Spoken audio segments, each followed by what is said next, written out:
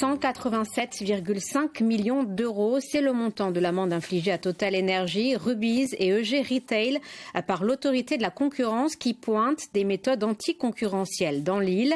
2 de ces 3 entreprises ont fait part de leur intention de faire appel. Et côté politique, la polémique a rebondi cet après-midi à l'Assemblée nationale. Une question au gouvernement a été formulée par le député Colombagne. On y revient avec Marie-France Giuliani et Stéphane Lapera.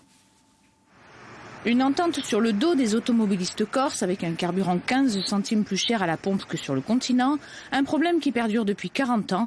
En s'appuyant sur la décision hier de l'autorité de la concurrence, le député Paul-André Colombagne misait cet après-midi sur une réponse circonstanciée du gouvernement.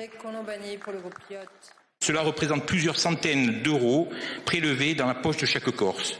Face à un tel scandale, une seule question se pose.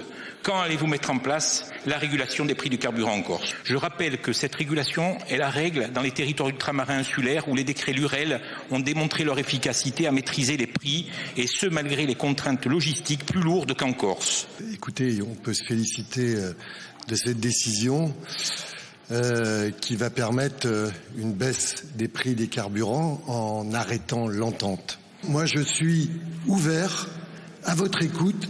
Les services de la DGCCRF sont à votre écoute et attendent vos propositions pour savoir s'il y a des barrières à l'entrée.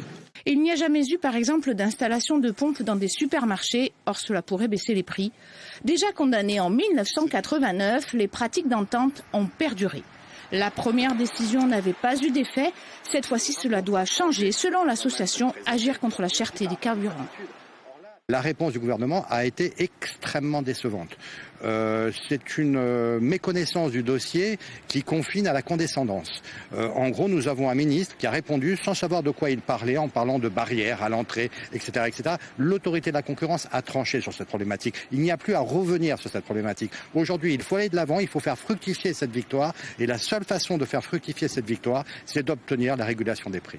Aujourd'hui, 2 des 3 opérateurs sanctionnés réagissent. Rubis se dit stupéfait. Total Industrie, condamné hier à régler 115 millions d'euros d'amende, a annoncé ce matin engager un recours devant la Cour d'appel de Paris.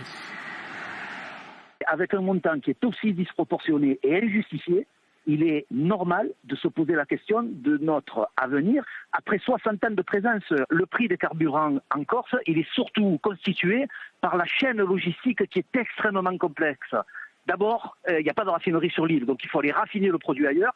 Il faut l'importer.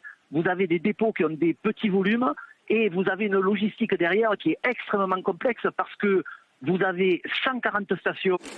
La suite se jouera en partie devant la Cour d'appel de Paris, mais surtout dans le champ politique. La droite républicaine, à travers François-Xavier Tchécoli, comme le Parti communiste au niveau régional, réclament ensemble une réparation du préjudice, un chèque carburant pour les insulaires, une idée qui pourrait